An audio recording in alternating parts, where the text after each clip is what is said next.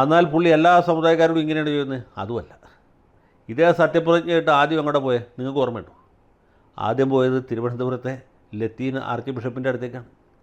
Arch ബിഷപ്പിൻ്റെ കാലും കയ്യൊക്കെ പിടിച്ചിട്ട് സതീശൻ പറഞ്ഞു, ആ നിവൃത്തിയില്ലാത്തതുകൊണ്ടാണ് കോൺഗ്രസിൽ നിന്ന് ഒരു ലത്തീൻ കത്തോലിക്കിനെ മന്ത്രിയാക്കാത്തത്. ഇനി മന്ത്രിസഭയിൽ ലത്തീൻ കത്തോലിക്കിന് ഇല്ല എന്ന് വിചാരിച്ച് ബിഷപ്പ് തിരുമേനി വിഷമിക്കേണ്ട, ലത്തീൻ കത്തോലിക്കരുടെ എല്ലാ പ്രശ്നങ്ങളും അടിയൻ തന്നെ കൈകാര്യം ചെയ്തോളാം എന്ന് പറഞ്ഞു.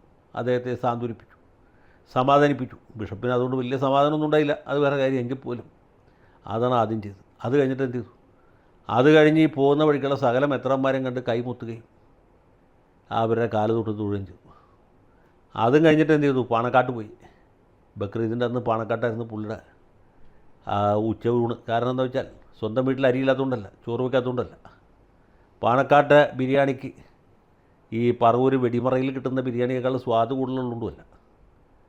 ആ പാണക്കാട്ട് പോകേണ്ട രീതിയിൽ പോയില്ലെങ്കിൽ, തിരുമുൽക്കാഴ്ച വെച്ചില്ലെങ്കിൽ ഭരണം മുന്നോട്ട് കൊണ്ടുപോകാൻ പറ്റില്ല എന്ന കാര്യം വേറെ ആർക്കറിയില്ലെങ്കിലും വി ഡി സതീശനറിയാം. അപ്പോൾ പാണക്കാട്ടാണ് ഭരണത്തിൻ്റെ താക്കോൽ ഇരിക്കുന്നത്. അതും പോട്ടെ, തുഷാർ വെള്ളാപ്പള്ളി ഇദ്ദേഹത്തെ ഭാര്യ വീട്ടിൽ വന്ന് കണ്ട് പൂച്ചെണ്ട് കൊടുത്തു, അത് സ്വീകരിച്ചു.